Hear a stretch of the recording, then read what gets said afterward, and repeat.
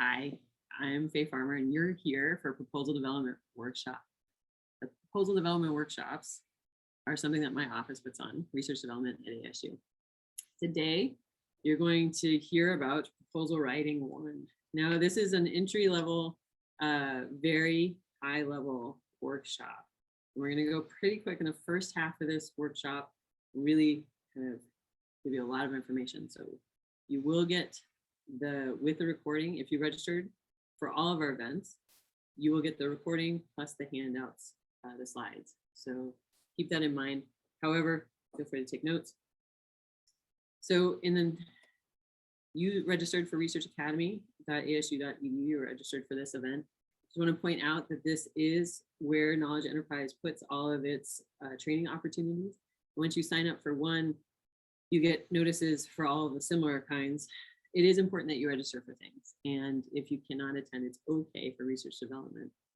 In our case, we are happy to send you a recording afterwards. And if you don't think it will be recorded, or if you have any concern, please feel free to reach out to LJ and me. And again, a shout out to LJ Hernandez, our event manager, for putting all of the proposal development workshops together for you, including today. She'll send the follow-up email as well with the recording.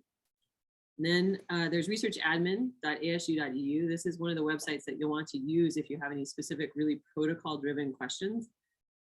This website's really technical. That's okay. You might want to dig through it for some reason or another. So it's there for you as a resource.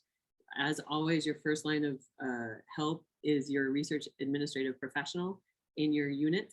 So make sure you learn their name and send them lots of treats. And then there's funding.asu.edu, which is managed by my office. It's where you can receive updates on funding priorities, federal sponsors, limited submissions, and events like this one. I'm going to draw your attention to our website just real quick. This is the events and networking page. We post all of our presentations on this page. Actually, LJ does. And so it's really very nice and visual, but you can also search by title or category. So keyword and category. If you have any questions about previous events, they're there. And then you can also sign up for the weekly notification. We send a weekly newsletter with all current limited submissions, some of this event list, and updates on the federal landscape. Okay, first question. Do you like to write? Thumbs up for liking to write. Sad face for not. Use your emotions. I'm looking at them. Oh, you can use your emoticons. It's okay. This is your okay. So we have, I'm not seeing a lot of people who are really angry about writing. I have a lot of people who may be not listening. That's fine too. Okay, good. Thank you, Jennifer, for being honest. I appreciate that. So it's okay if you don't like to write. It's totally okay.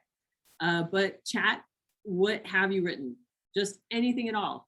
Diary entries, recipes, put it in the chat. Tell me what you've written. Task lists, great example. Book reviews, great. Little book summaries, maybe. Newsletters, big one, right? Put it in the chat. Have you written proposals? Write in the proposals. Terrible proposals, great proposals. Dissertation, perfect example. You had to write a dissertation. Maybe articles. Has anybody written an article? Yeah, abstracts are good. Abstracts, yep. Research papers. Research papers are a big one. Letters of recommendation. Cool. Okay. Anything else? Not awarded. That's okay. They're not. Business plan. Manuscripts. Absolutely. Some awarded, some not. Okay. So those are all just types of writing, right? So you have written, even if you don't like it, you have written. It's still okay to write. I just want to tell you that this is just a different type of writing. It's really just learning the ins and outs of how you flex into this language of proposal writing. So throughout the presentation today, I'll have these little slides for pro tips, and they're just shortcuts, right? So a pro tip here is you don't have to reinvent the wheel. There are a ton of videos online. You can do it by sponsor, you can do NEH, you can do NSF, you can do SBIR, and fill in the acronym of your interest, and you can find a webinar on how to teach you how to write proposals. You can do nonprofits, anything at all. And one person last year sent me a Department of State one for non-English speakers, right? Every content is out there. Use that content out there or your network. you are surrounded by people who want to help you succeed and probably have some experience in this area. Now, if you can think of them as mentors or peers or colleagues, use them for their experience. People generally are full of generosity. You just need to find the right time usually.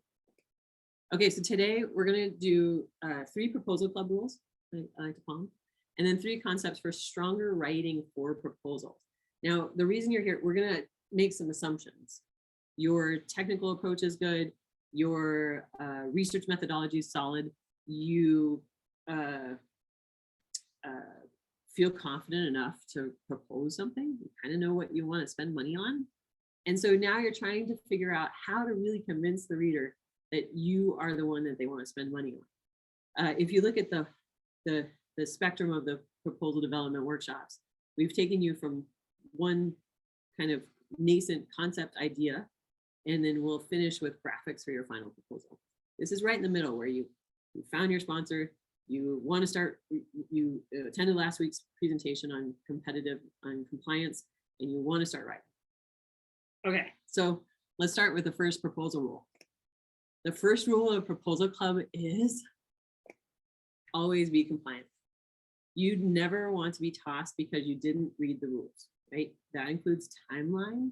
That includes, so the deadline, if it's in Zimbabwe at 5 p.m., what time will it be for you, right? You have to make that, you have to take that extra impetus and read all of the instructions. You don't want to be tossed because you'll use 11-point font versus 12-point font. You don't want to be tossed. In the time of the era of funding, we had people who were tossed because of the way that they weren't spelling out their journal article titles in the references. Okay, in highly competitive environments, the first line of defense is to say, you didn't read the rules. How are we going to trust you with our money? So always be compliant. Now, we have a video for this, right? Creating a responsive proposal was 2 weeks ago, PDW number 5. And our friend Tara Morley in engineering walked through how to create a responsive proposal. It is easy cheesy. And once you start practicing, you become very cognizant of how you can set up your story in whatever the sponsor is giving you, whatever container that sponsor wants you to apply into. So that was last PDW, and that is available. That's right, on the website.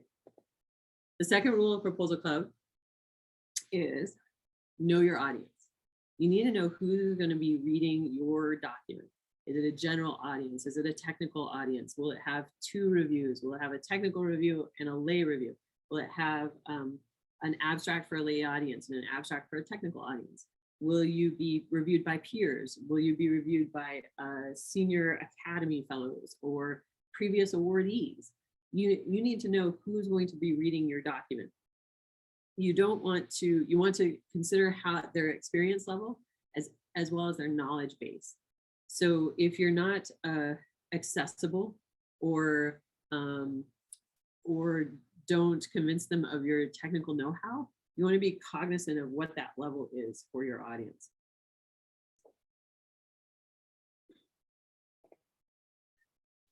Luckily, we have a video for that too. So PDW number 2 was the proposal research strategy, where Keith, Jamie, and Haley take you through trying to find the process of finding that sponsor who will fund you and trying to read through what they've awarded in the past, why is it important, and where do they want to go from there, right? So you don't want to apply to a philanthropic who funds only grassland, reconstruction and offer to do a performance art piece unless they're asking for it or it has something to do with grassland, right? So you want to make sure that you know your audience in terms of your sponsor agency and also who's going to read it. Okay, third rule of Proposal Club. Any guesses? So what would the third rule be? And the hint is in the back. You can use it in the chat. What's a rule? For those of you who have written things, what's a third rule? What's a good third rule? Don't be shy. All answers are welcome. Start early. Great rule. Stay organized. Yes.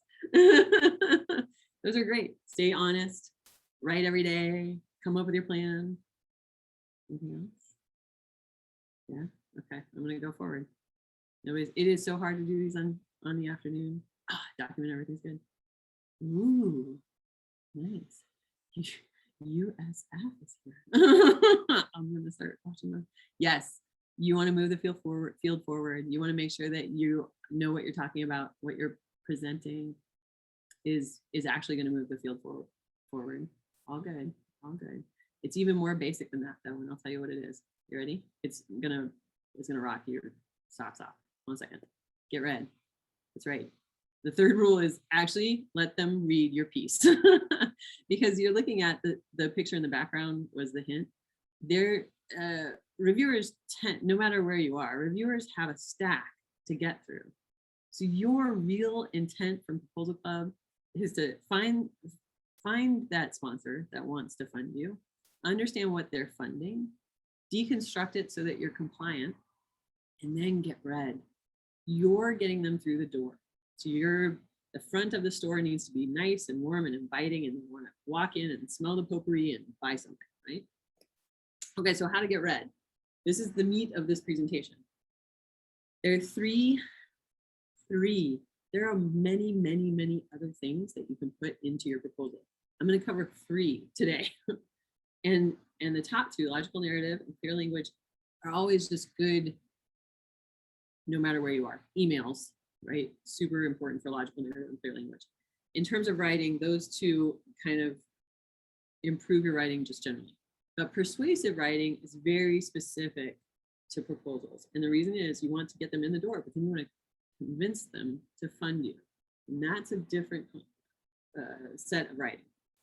Okay, so let's deal with logical narrative first. Okay, I'll give you a minute to read.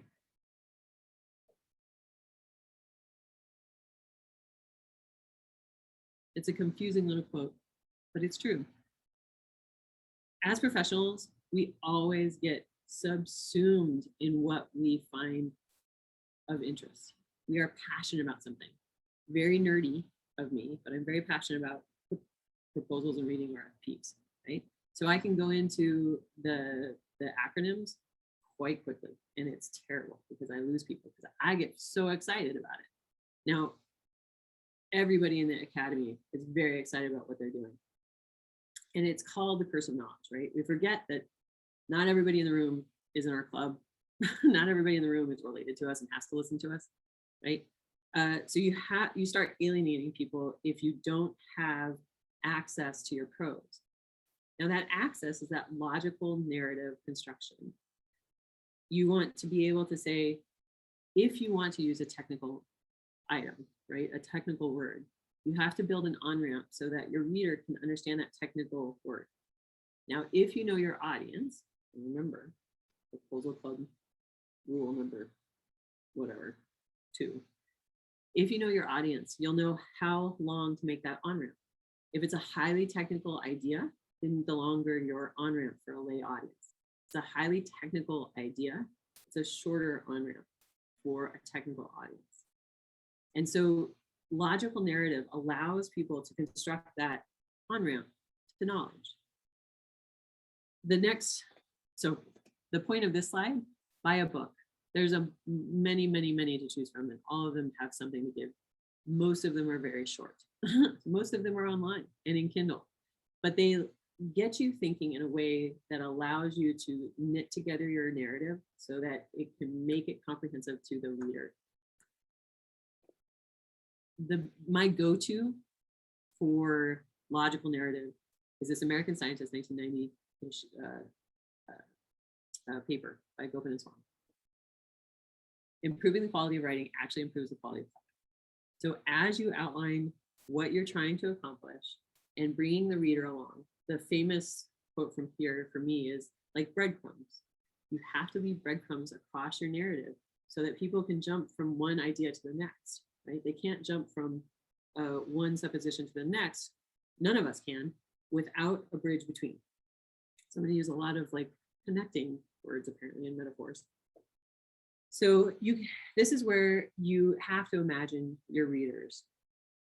So you need to write to them to say, not only is it a logical, clear narrative that grammatically strings together. I will say the best investment I made this year was I invested in a subscription to Grammarly and recognize now my tendency towards passive sentences. And I never thought it was quite that bad. So there are ways to think about how you can organize your sentence structure and improve upon them over and over and over again. In terms of conceptually leading people through your narrative, it's very helpful to think of them as breadcrumbs. And if you don't give clues through, just like a novel has foreshadowing, this might be something to think about too, is that you can leave clues to say, we'll get to that, and we'll get to that, but stay with me here, and I want to walk you through this narrative. So as that goes. Okay, so those are my 2 recommendations for logical narrative. There is, the pro tip is ASU has free proposal editing, and there's the link. When you get this as your slide deck, you can click on it theoretically and then request for it. It is for manuscript editing and proposal editing.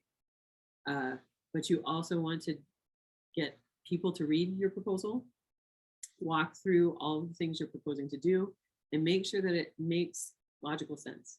When we get excited, remember, when we get excited, we jump straight to the end. You need to make sure that there's content in between that's layered and the reader can follow along. Okay, next one, super easy, right? Clear language. Oh. Clear language. Clear writing indicates clear thinking. Now, clear writing can take a lot of different, again, you'll want to depend on what's in your field for this one. For example, if your field tends to like lots of jargon as acronyms, clear writing in that case might be very concise about how you're stating what the acronym stands for, and then using that acronym consistently throughout, right? That's clear. I've clearly indicated what XYZ means, and then I use it consistently throughout. Aim to be understood rather than showing off. Don't overwrite. There's many things out there to tell you what a proper sentence, words in a sentence should be. Right now, it tends to be 12. So somewhere between like 7 and 15 words in a sentence will help people digest the information that you're presenting. You can always, and this will be in the next PDW, always check for the reading level in your Word document. And if you have a highly technical audience, the higher the reading level, absolutely okay. They will show you in the next PDW how to do that. Stick to one idea or concept in the same sentence and or paragraph. Don't, again, that's like that multiple narrative, that logical narrative, right? So think through what it's not dumbing down. It is presenting clear thinking. One of our professors, Dr. Holman in engineering, published this on his site, and it's writing a scientific manuscript.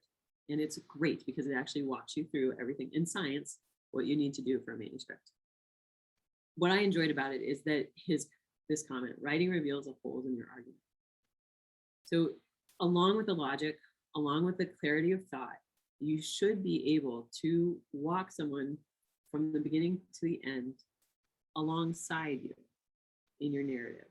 If you're not doing that, if you're rushed, if you're panicked, if you're on the opposite side, if you're very excited about it, you have a tendency to leave people behind you. And make sure that the reader is right there with you as you're explaining in front, as if you're giving them a tour.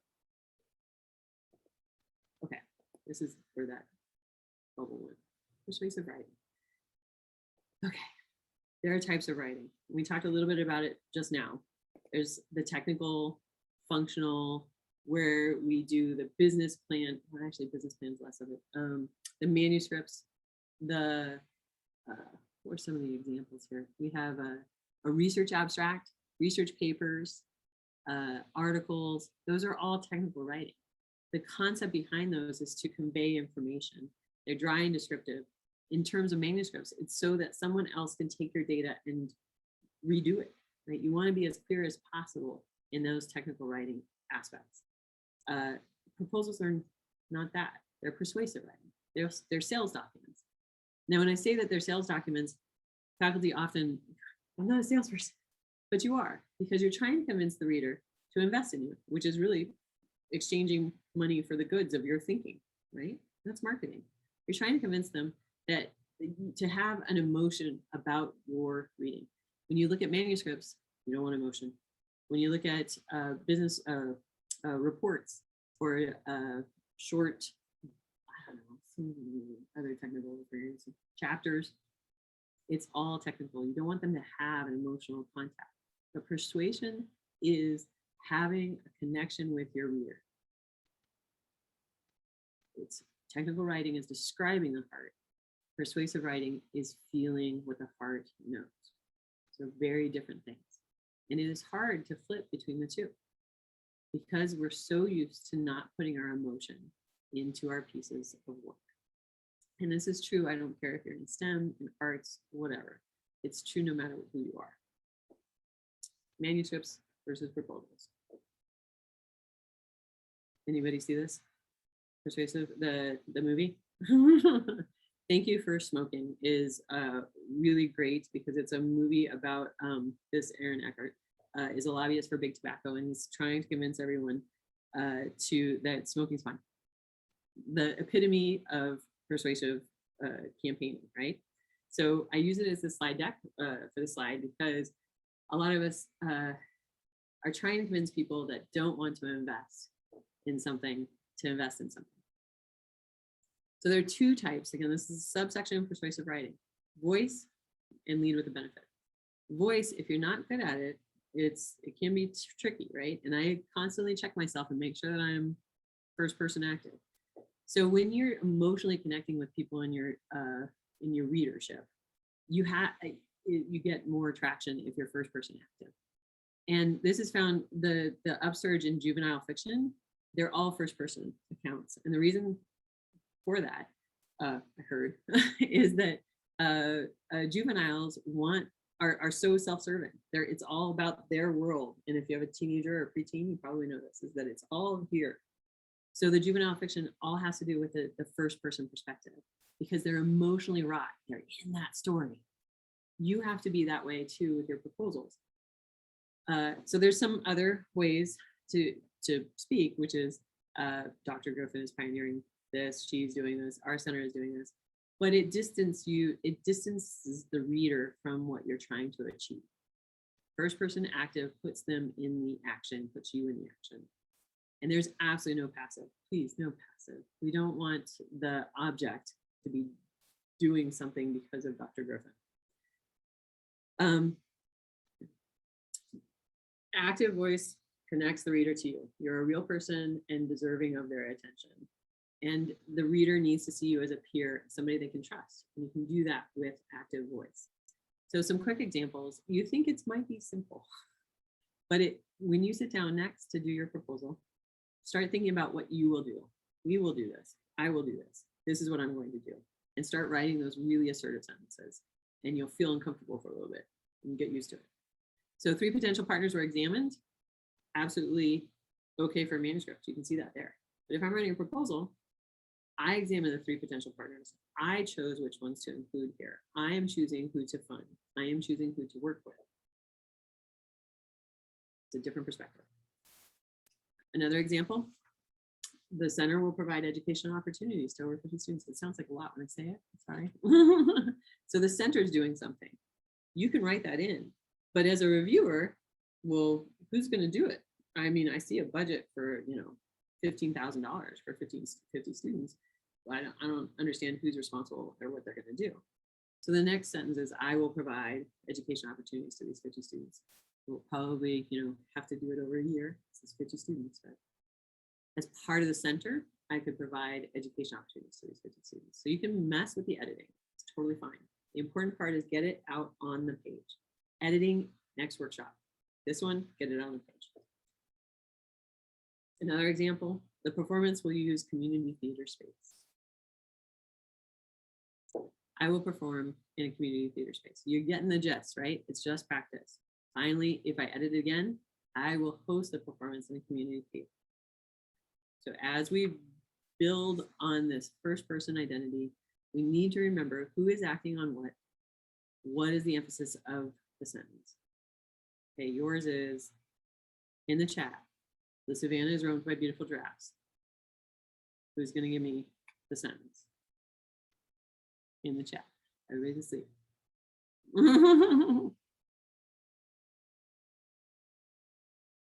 It's not first person active, I'll tell you much. I, as a giraffe, am roaming the savannah. Nobody's taking me up on it. Giraffes roam the savannah. Yes. Beautiful giraffes roam the savannah. Thank you. Thank you, guys. And then so you take that sentence and you say, okay, let's go to the next workshop and let's start editing it. We know who's awake. So your pro tip is, as an individual or as a team, you can take it next level, and you can say, my tree, I'll get you in a second. You can choose a style guide.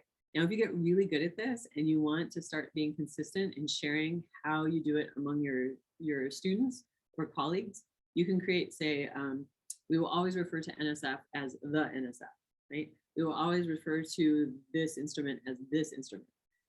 It will be then become an acronym for the following in the following way. And that just creates consistency around the language you're using. And you recognize it, and you can become stronger as a result. We do provide, this is different from checklists and templates, right? So if you get really regular at, not even really regular, but consistent in reading solicitations, which is my number one recommendation, and then breaking them down as the PDW number 5 taught you, reading it, creating a checklist, and creating a shell doc. Then the next one is, okay, I know exactly how I want to start this because my style guide says, I say this, and this is what the numbers are, and this is what has been updated for facilities. That counts too as a style guide. So that it creates this quick response, right? It decreases the time it takes you to get something out the door. And Dr. Bose, she says, I does become we, and does that have the same effect? It does. We can use we. I removed we from all the slides because as an entry level or as an assistant or associate level faculty, you oftentimes just write in the first person I, singular. So we went with the singular, but yes, we has the same effect.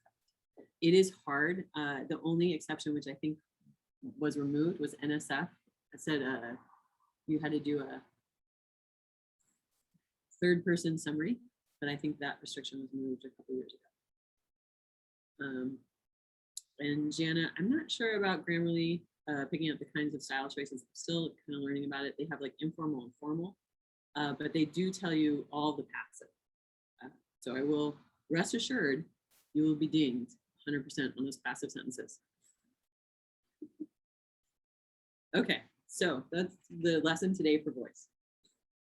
Leading with a benefit. Now this is the one where your brain will explode. Everything has a benefit. Everything. Art, 1,000-year-old art has a benefit. It tells us where we are in the world. It shapes how we consider beauty. It's a reflection point.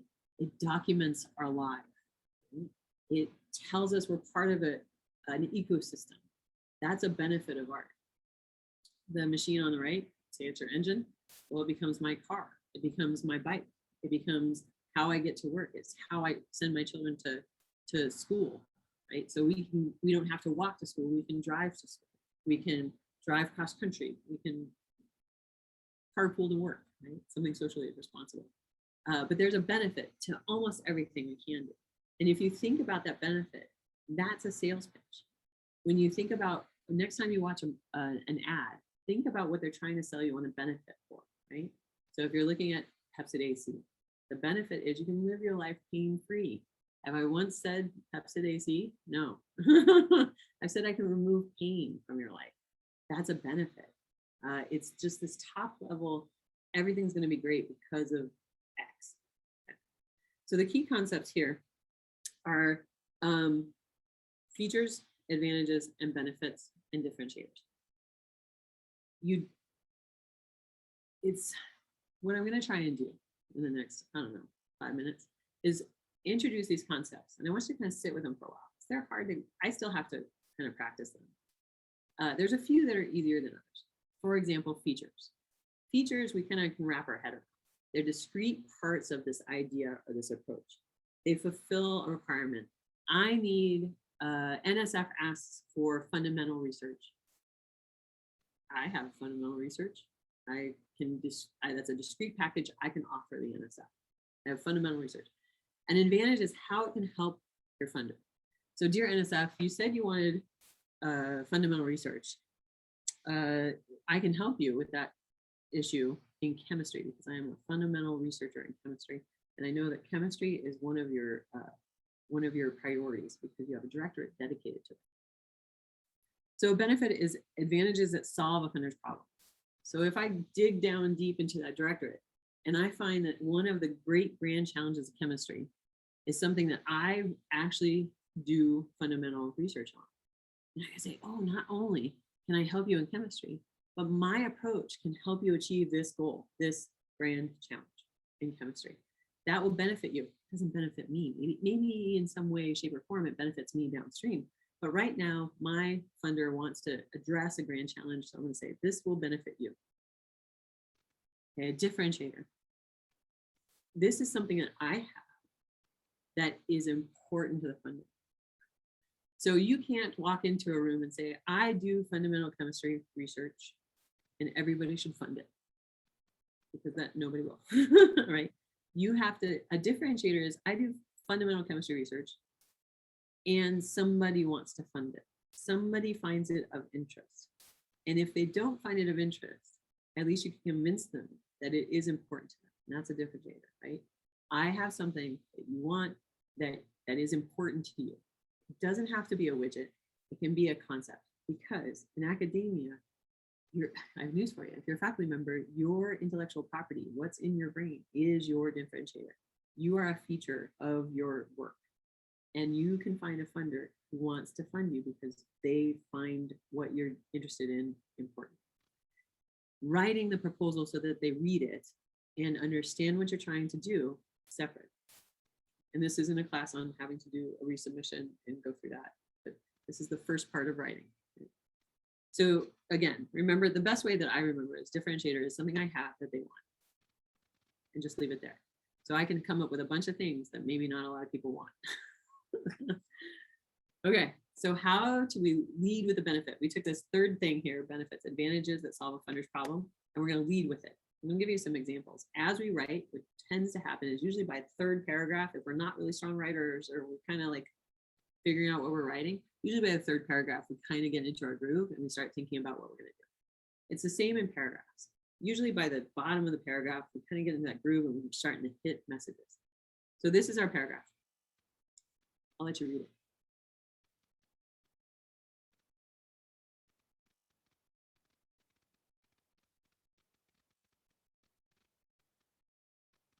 Sounds pretty cool, right? They're decoding important historical documents using spectral imaging. I don't know, it's made up, right? So if we pop that information back into those key concepts, can we disambiguate that paragraph and figure out what they're offering? Yes. Oh, and then I didn't check how that came in. So here you go. Spectral imaging is their feature, right? They lead with that. Their advantage is that they can see inside those documents. But the benefit is, and they've taken it outside of the funder, they say, you know what? It's going to benefit so many people because they're going to be able to find more information in the things we're studying. The differentiator is that they're the only ones with that feature. They're the ones with that technology. So when I say lead with the benefits, the most compelling thing in persuasive writing is what's in it for me. I'm being marketed to. So when you say enable scholarship on endangered artifacts or enable scholarship on things that were previously inaccessible, that resonates. So we pull that to the top. And go back to this paragraph. This is the original, okay? So you have our first person active, which is the we. We have our feature and discriminator, which we've just identified, and our benefits down the bottom. So they got their benefit in there, but it's at the bottom. So by the middle of the paragraph, I'm like, maybe not. Now, if we can just think through this paragraph and say, how would I lead with the benefit? I switch it around. And I say, we will expand access and use of important historical documents by archaeologists and historians by specially adapting our spectral imaging techniques. Oh my gosh, wait, you're going to make it more accessible? That's amazing. Now, if I find a funder who really finds that compelling, I've sung to them. I've led with what they will get out of this.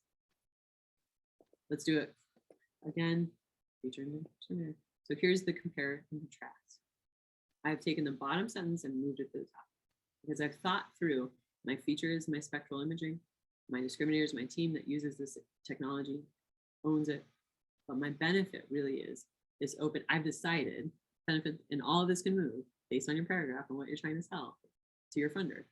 But I've decided that the benefit is that we're going to expand access.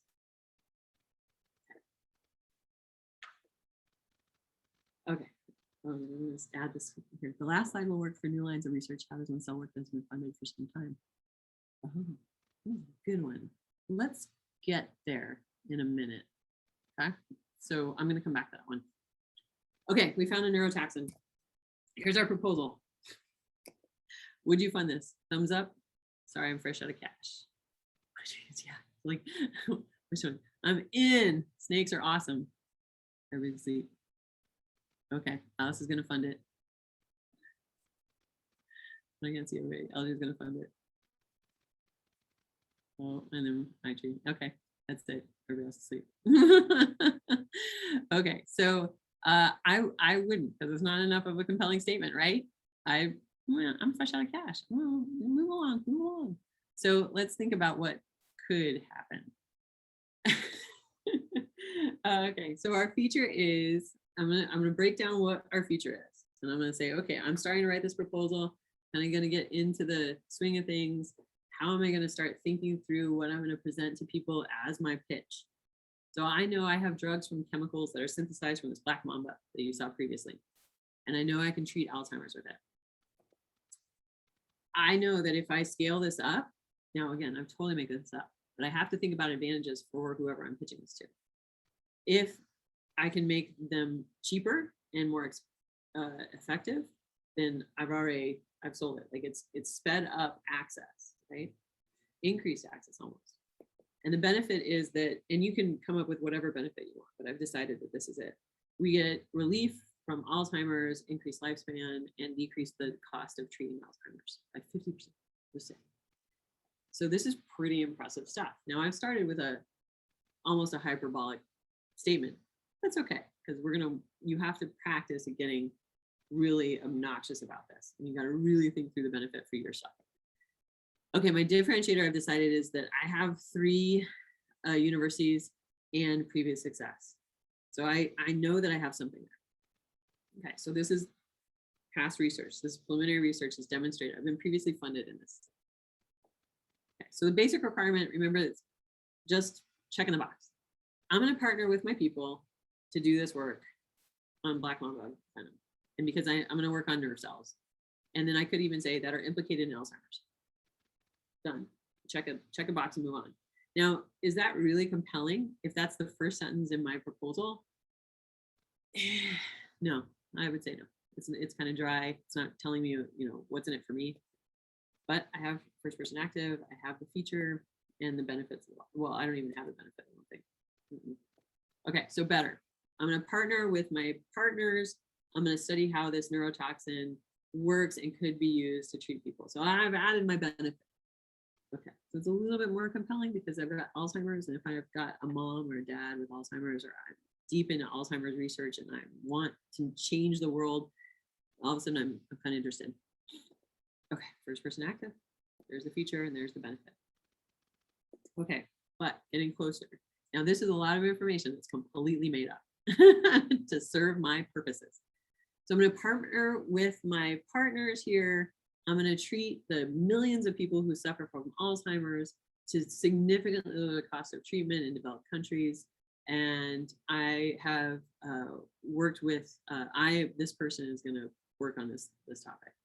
And we demonstrate evidence that we can address Alzheimer's in the following path.